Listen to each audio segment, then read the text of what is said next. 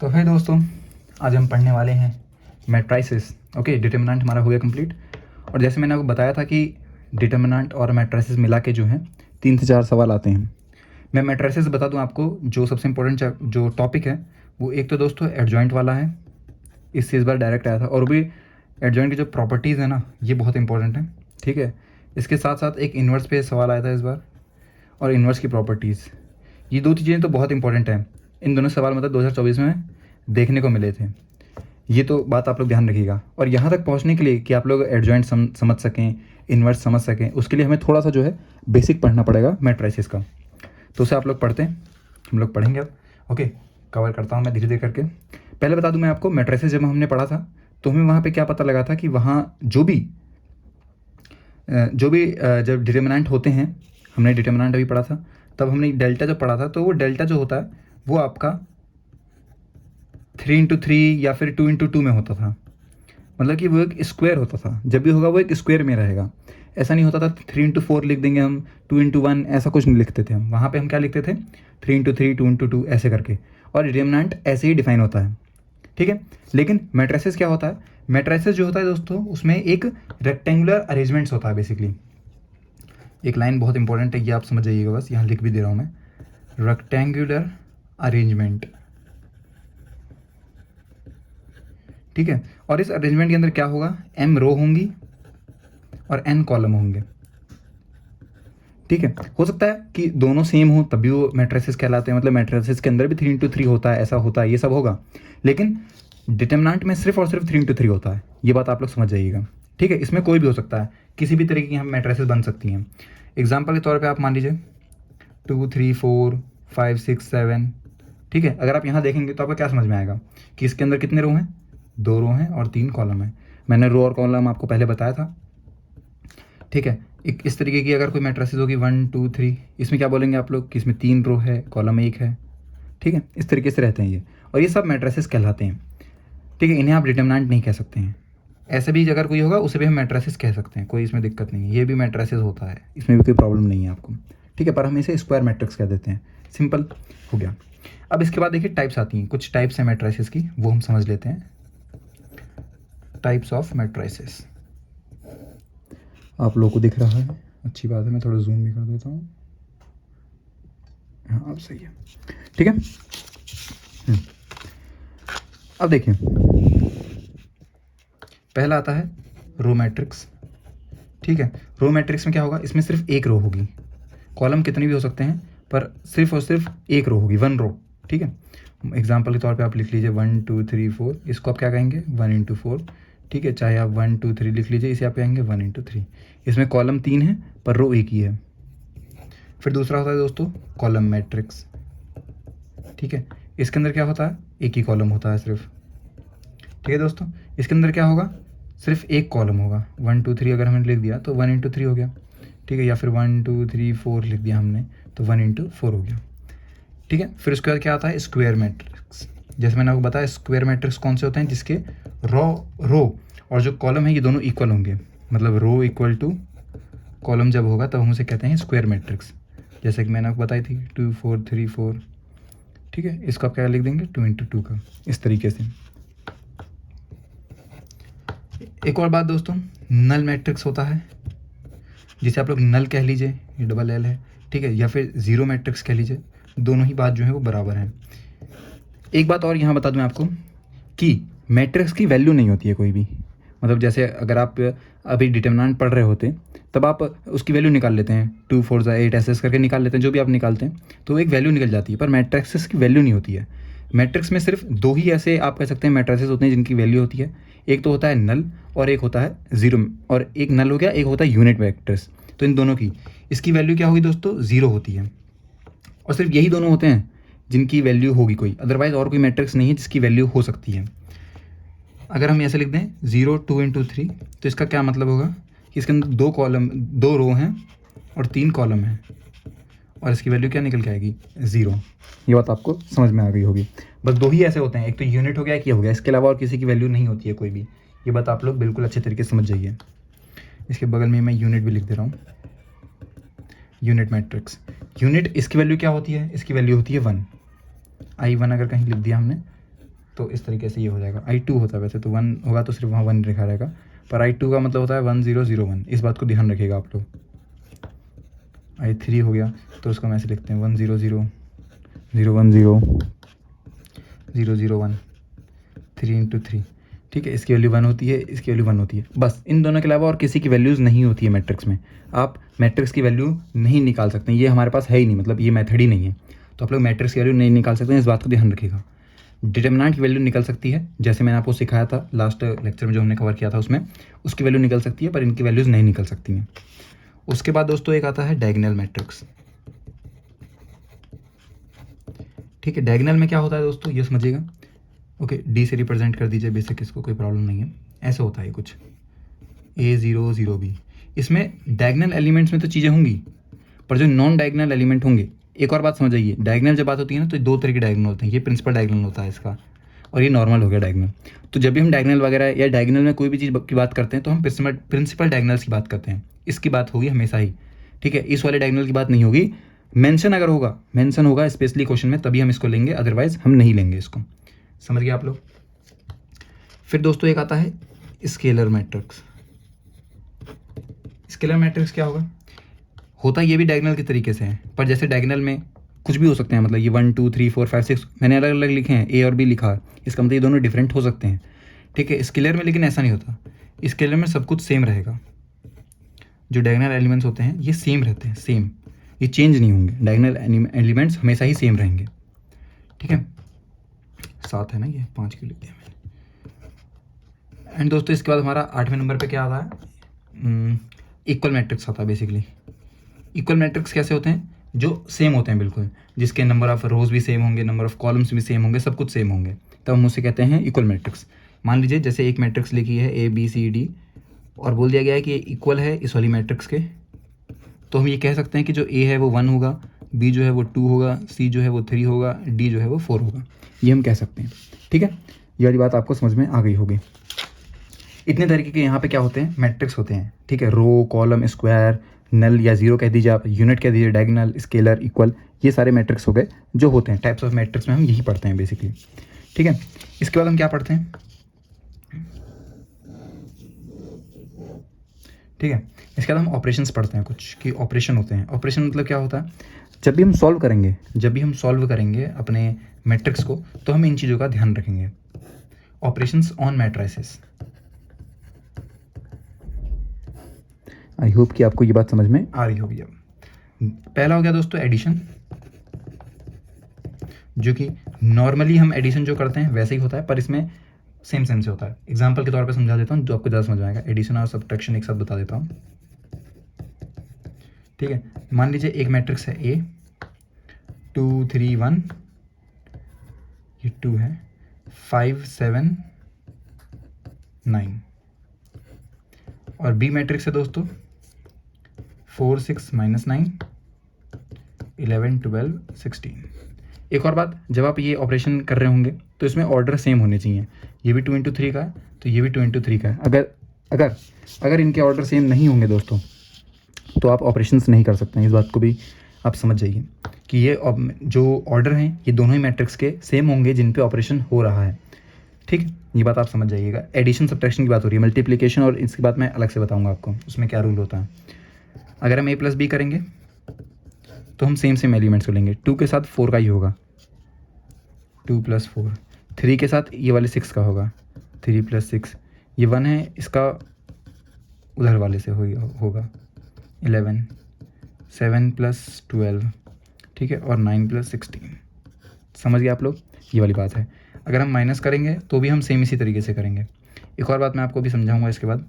ठीक है, 3 - 6 हो गया, 1 + 9 हो जाएगा इधर, फिर 5 - 11 हो जाएगा, 7 - 12, 9 - 16।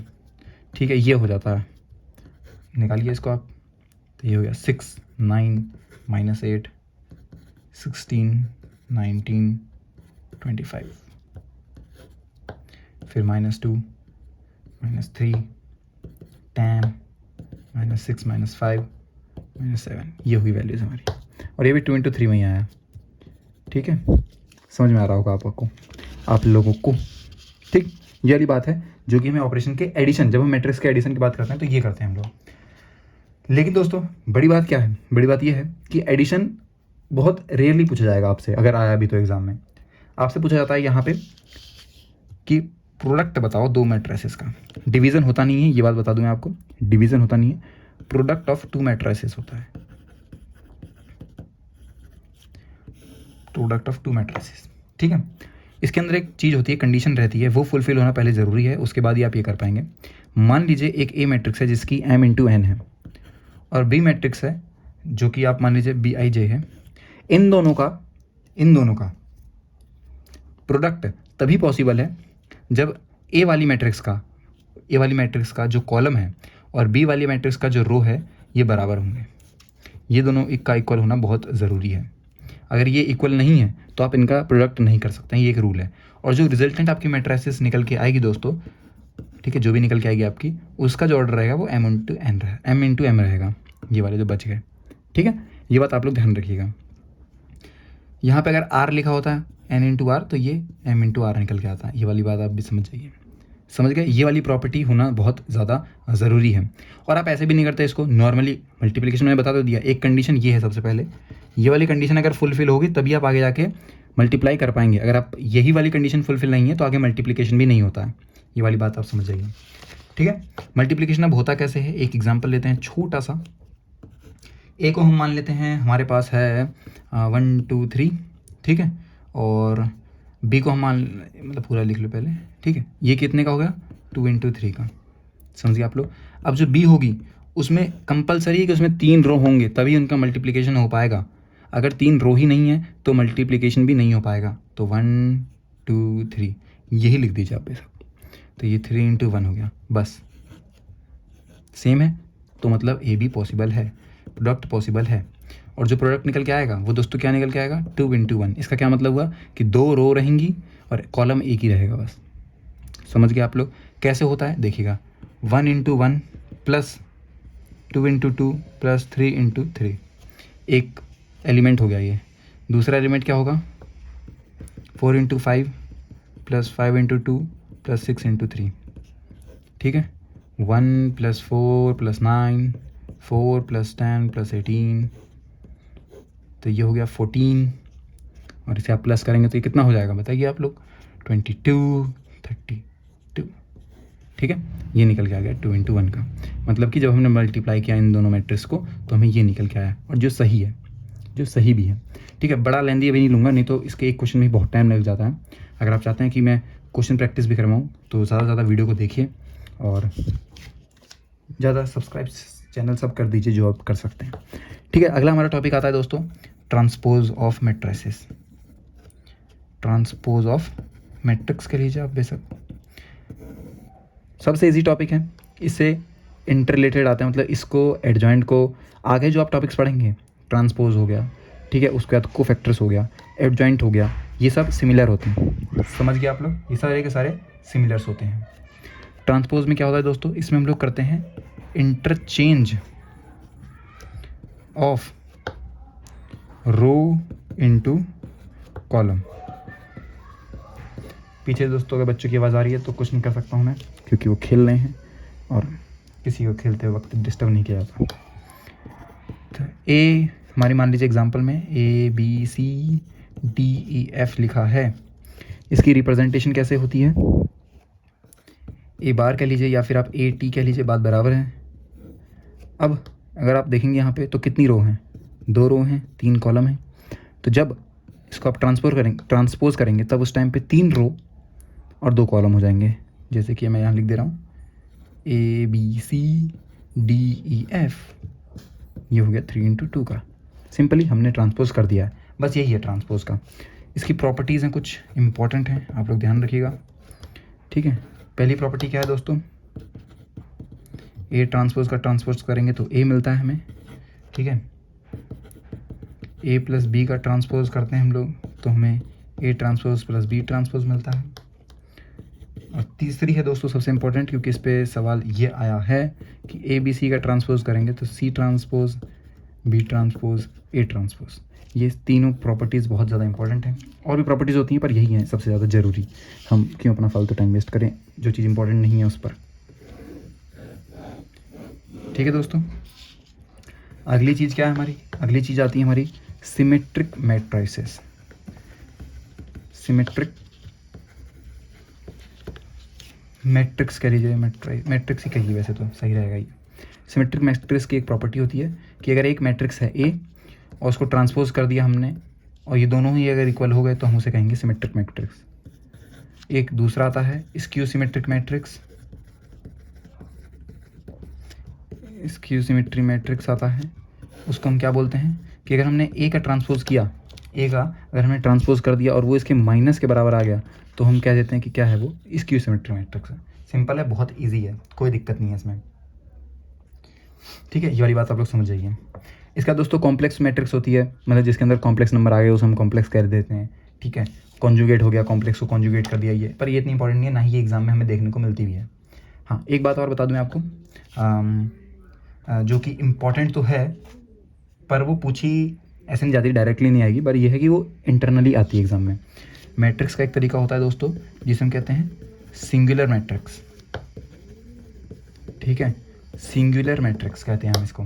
सिंगुलर मैट्रिक्स का क्या मतलब होता है कि अगर कोई मैट्रिक्स है, कोई भी मैट्रिक्स अगर है दोस्तों, और उसका अगर हमने डिटर्मिनेंट निकाल लिया और वो इक्वल टू 0 है तो हम उसे कहते हैं singular matrix.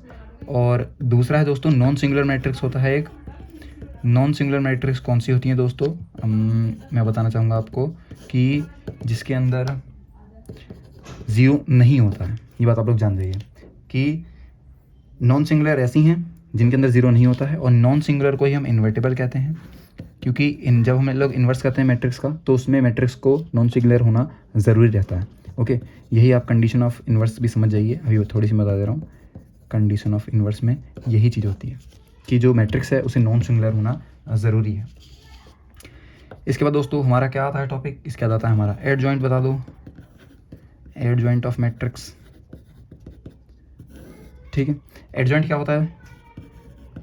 Adjoint of A is equal to cofactor का ट्रांसपोज। ठीक है, अब देखिए एक बात बताना चाहूँगा मैं आपको कि कोई भी एक मैट्रिक्स है, एक बार मैं थोड़ा सा यहाँ पे आपका समय लूँगा, हल्का सा, ज़्यादा नहीं लूँगा, हल्का समय लूँगा आपका। और वो समय ये है दोस्तों कि मान लीजिए एक मैट्रिक्स दी गई है और मैट्रिक्स है कुछ इस तरीके से 1 2 3 4 5 6 7 8 9। मैंने आपको माइनर सिखाया था, माइनर कैसे कहते हैं। तो माइनर में क्या रहता है दोस्तों कि आई और जे को हम हटा देंगे। ठीक है, जो बच जाएगा वो रहेगा। मान लीजिए हमने अगर 1 का हमें माइनर निकालना होगा तो 1 का माइनर कैसे आएगा? 5 8 6 9। ठीक है, व्हाट इज़ दिस? तो ये हो जाएगा दोस्तों 45 माइनस कितना? 48, दैट इज़ -3। इस तरीके से हर एक एलिमेंट का आप माइनर निकालते हैं। अब उस माइनर के लिए कोफैक्टर आई प्लस जे माइनर। अगर आप चाहते हैं कि मैं इसको और ज़्यादा इन डेप्थ पढ़ाऊँ और ज़्यादा इन डेप्थ बताऊँ तो आपको सब्सक्राइब करना पड़ेगा, क्योंकि मैं चाहता हूँ कि इसको मैं आपको डिजिटली समझा सकूँ और जो उसके लिए इक्विपमेंट चाहिए वो मेरे पास नहीं है। ठीक है, तो ये देखिए इसके बाद दोस्तों यही चीज़ अगर हम यहाँ जो हम निकालेंगे यहाँ पे अपना कोफैक्टर, उसका ट्रांसपोज कर देंगे तो हमें मिल जाता है क्या? हमारा एडजॉइंट। ठीक है, इसके लिए थोड़ी सी आपको प्रैक्टिस करनी पड़ेगी, तब आपको ये बातें समझ में आती हैं, ऐसे नहीं समझ में आएगी वीडियो देख के। ठीक है, एक प्रॉपर्टी है इसकी जो कि सबसे ज़्यादा इंपॉर्टेंट है और इसी पे आपको सवाल भी देखने को मिलेंगे कि एडजॉइंट ऑफ ए क्या होता है? -1। This is the adjoint of A. ठीक है दोस्तों, आई होप कि आपको ये बात जो है वो समझ में आई होगी। ठीक, यही है सबसे इंपॉर्टेंट प्रॉपर्टी, इस पर ही सवाल आया था। ठीक है, एक बात और बता दूं मैं, इन्वर्स ऑफ मैट्रिक्स क्या होता है? ये भी बहुत ज़्यादा इंपॉर्टेंट है, and which is this, A inverse is equal to adjoint of A upon उसकी वैल्यू। ठीक है, अब जहाँ पे मैंने बताया था आपको उस टाइम पे कि ये वाली कंडीशन होना ज़रूरी है, क्योंकि अगर ये कंडीशन नहीं होगी तो ये नॉट डिफाइंड हो जाएगा, और नॉट डिफाइंड हो जाएगा तो उसकी वैल्यू हम वैसे भी नहीं निकाल सकते। समझ में आ गया आपको? इसके बाद दोस्तों कुछ और हैं छोटी मोटी चीज़ें, वो मैं समझा दूँ आपको, जो कि देखने को मिलते हैं एग्जाम में। ऑर्थोगोनल मैट्रिक्स पे एक बार डायरेक्ट सवाल आया था कि ऑर्थोगोनल मैट्रिक्स क्या होती है। 24 में नहीं आया था ये सवाल, मेरे को याद नहीं, पर आया था, मुझे इतना ही पता है। कोई एक पेपर में था, मैंने सॉल्व किया पेपर, ये डायरेक्ट पूछा गया था कि ये क्या होता है। जिसको याद था वो 1 सेकंड में निकाल लिया, टिक लगा के आगे बढ़ गया, जिसको नहीं था वो वैसे ही रह गए। फिर दोस्तों आता है नीलपोटेंट नीलपोटेंट मैट्रिक्स क्या होते हैं आपकी, ए के इज़ इक्वल टू 0 होता है, ठीक है। और ए के इज इक्वल टू 0 का मतलब क्या हो गया, इसमें यहाँ के क्या है, के इंडेक्स है, इंडेक्स ऑफ मैट्रिक्स, ठीक है। बस ये वाली बातें हैं जो कि आपको ध्यान रखनी है। इस पे तो वैसे सवाल नीलपोटेंट पे बहुत ही कम आया है, हमें मुश्किल से मिला होगा। एक है दोस्तों इनवॉल्टरी, ये भी एक इम्पॉर्टेंट है बस, इनवॉल्टरी मैट्रिक्स, इनवॉल्टरी मैट्रिक्स, इसका मतलब क्या होता है, अगर ए का हमने स्क्वायर किया और तो वो आई आ गया तो हम उसे कह देंगे इनवॉल्टरी मैट्रिक्स। यही है दोस्तों। इसके अलावा जो है ज़्यादा कुछ खास है नहीं, वो क्वेश्चन प्रैक्टिस करेंगे आप तो नई नई चीज़ें निकलती रहेंगी, बट अदरवाइज़ ऐसा कुछ इंपॉर्टेंट नहीं है, ठीक है दोस्तों। और मैं यहाँ पे आपको ये सब दिखा दे रहा हूँ एक बार में, जिससे कि आपको अंडरस्टैंडिंग हो जाए पूरे की, ठीक है। तो यही था दोस्तों पूरी हमारी आज की वीडियो में। आई होप कि आपको वीडियो पसंद आई होगी। मिलते हैं नेक्स्ट वीडियो में, तब तक के लिए have a nice day and take care.